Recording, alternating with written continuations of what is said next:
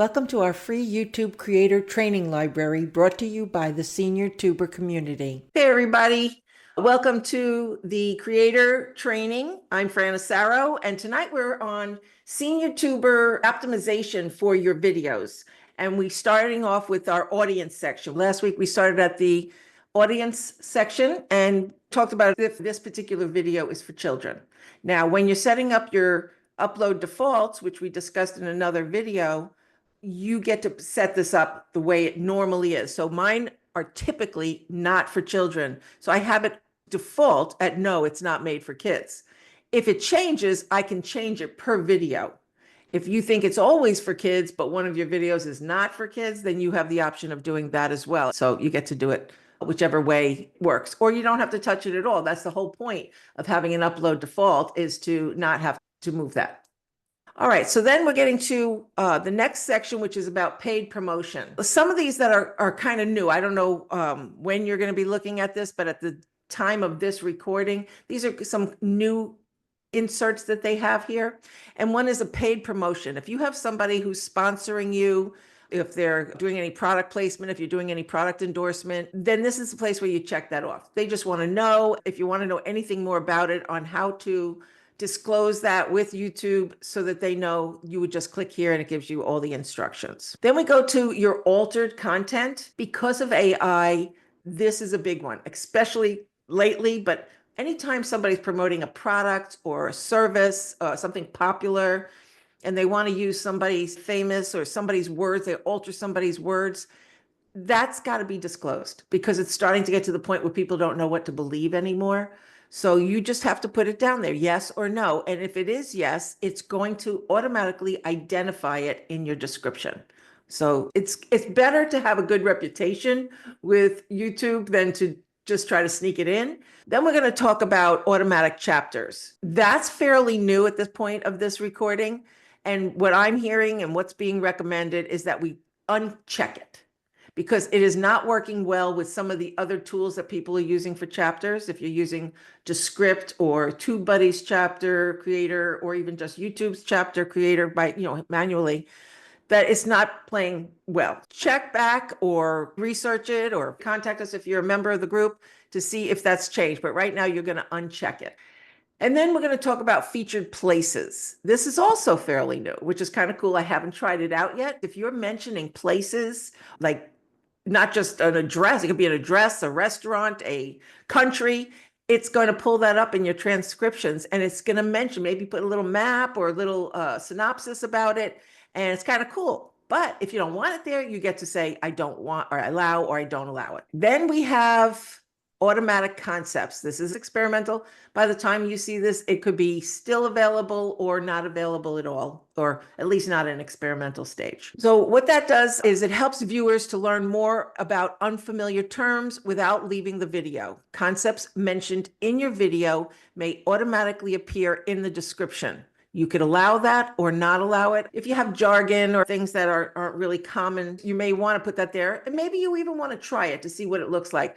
Go ahead and put a video on there, see what comes up in your description to explain it. And if you like it, then leave it. If you don't, then uncheck it to not allow it. Some of these tags were auto-populated with the upload default. I put in about 400 characters, but I could put in less if I wanted it to be just about the generics of what my tag should be. If I want the basics in there that I want to show up in every video, I would put the Fran Asaros, the Senior Tubers, and anything that I wanted in any video that had to do with that upload defaults topic. So this one is about training.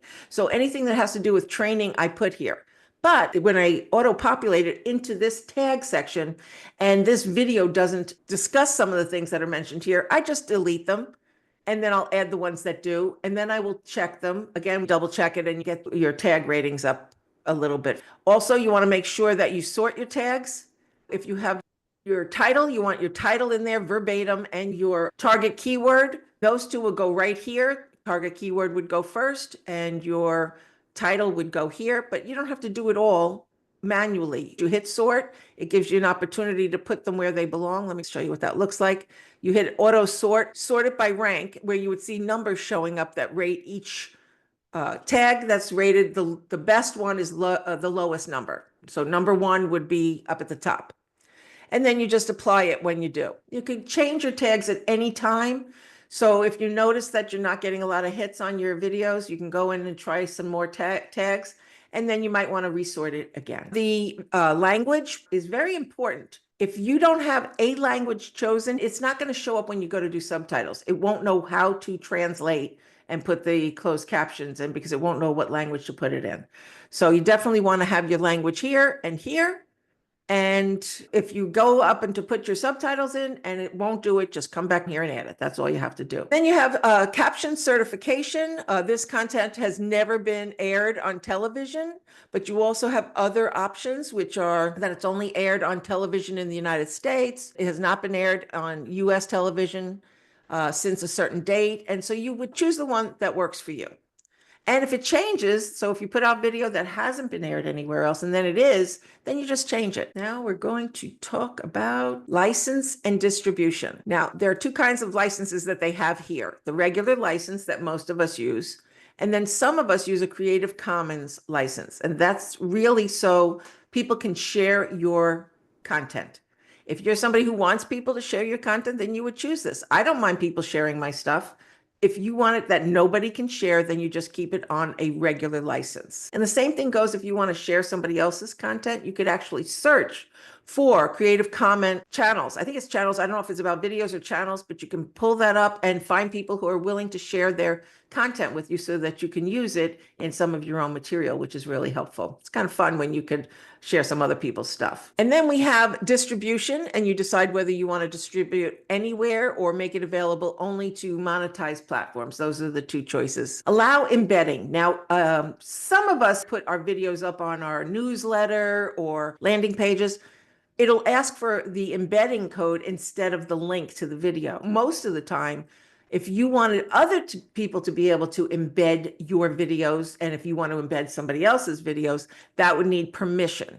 Okay, so if you're at a video and you want to share it, your sharing options would be you either have a link or you have a platform to share on. But right here to the left is a little embed option where you click on it and it gives you a code.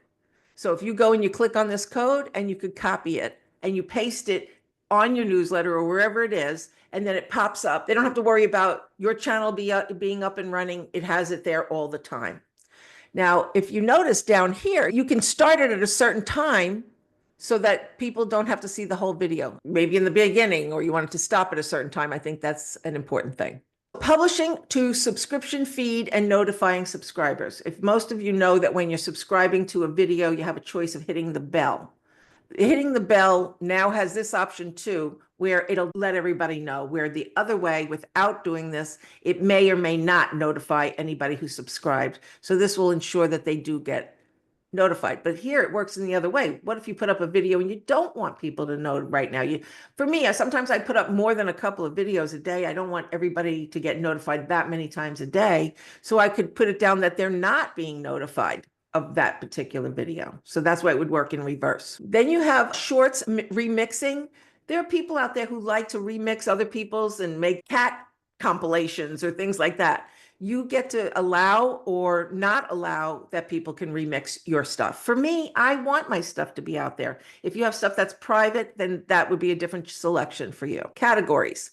Where does your video or your channel fall when it comes to categories? You get to choose this in the upload defaults if you want to, even in your channel setup. But if it changes because of this particular video, see, mine stayed on education because that's where it is in the upload default. But if it changed because of this video, I have all these choices to put it in there. But if I have the upload default, it's going to go here every single time. This is fairly new, where you get to elaborate on the category.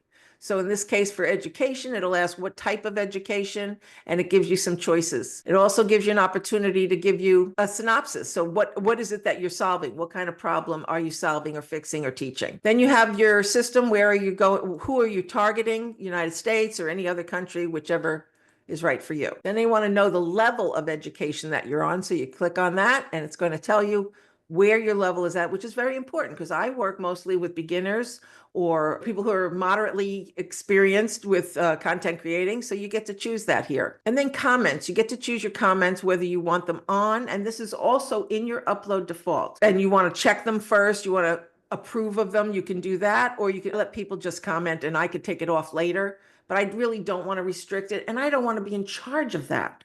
But I can go back when I do get notified when there are comments, so I can check it and then decide if I want to keep it or respond to it. I don't want to miss anything, so I keep it on. But you can actually set it to where you want it. And you can pause comments, which sometimes you do when you think it's going to be too much controversy or it's just you're not going to be there to respond to the comments. You can turn it off or pause it for now. And then you get to choose your comments. I like to have the newest first, but I do have some pinned so that they stay at the top at all times. And you can pin your comments, especially your own, which is something we're going to discuss when we get to that portion of the video optimization. This is something not everybody wants, but I like it. You didn't always have this option to turn it off. But do you want to know how many people actually liked your video? Now, there's two hands. There's a thumbs up and a thumbs down. And the thumbs down used to be able to notify you of how many people didn't like the video. Well, that went away. The thumbs down still shows up. The channel owner can still see it, but everybody else cannot see that. You can only see the thumbs up. I guess they didn't want to sort of hurt people's channels, by having too many. It might keep you from watching the video and making a decision on your own. When you have a choice of visibility, you have private, which keeps you at you're the only one, or anybody who has access to your YouTube channel will be able to see all of your videos. When you put it in unlisted visibility, that means anybody who has the link to it can see it. So for instance, I have an unlisted playlist for my family reunion. We get together every 2 months. I record it on Zoom and then I put it on YouTube in a playlist. So the playlist keeps growing and I send out the link and everybody can see it. Where else that can help you is if you have a class and you want to charge for the class and you're the class to be a special playlist on your YouTube channel, then anybody who pays for the class would get the link to those videos. And we do that with our senior tuber creators as well. It's a membership and they get access to the replays and they get an unlisted link to that playlist and nobody else can see it. Then you have members only because YouTube has a membership capability. And that means you may have 1, 2, 3 levels of members, and you can say that only the members can access this particular video. If you have different levels, it could be a different level, or it could be all levels. At this point, I just have one, so that's what it will pertain to. Then you have a public, which means everybody can see it. And you have to know that if there's anything there that you don't want anybody to see, then you have to monitor your public. So what I do is every once in a while, I go to my content section of my channel and I pull things up by their visibility. I might pull up all my publics that I put up in the past month and maybe make sure they were monetized, make sure they are public. I go to see what's on draft or what's in visibility for unlisted. I take a look at them to make sure they belong there and I didn't forget to change the visibility. So that's a good practice to get into, is every now and then check your videos, make sure they're in the right setting. And then you can set your video as a premiere. So instead of just making it go public today, you can announce it so that people sort of are intrigued and they want to be a part of something exciting. You can say, starting tomorrow, we're going to be releasing this video about, it's a new launch or whatever it is, something that's special. What you do is you hit public and then follow up with everything that tells you to do. When you set your video as an instant premiere, you and your viewers can watch it together at the same time. That is really what the most important thing is that everybody's seeing the information at the same time. I personally have not done that before, but a lot of people do. And then you can schedule it, which is even better. I have several videos in unlisted or draft mode, but I can schedule them. And that's a great feature. So when do you want to schedule each one? You put down the date and you don't have to worry about it. If you're going away or you want to have one day a week where you set your schedule for just you and that you don't have to think about it for the rest of the week, that's a great asset. This is where you could set it as a premiere from there, or you could do it from public. Thank you for watching our free YouTube Creator Training Library, brought to you by the Senior Tuber community.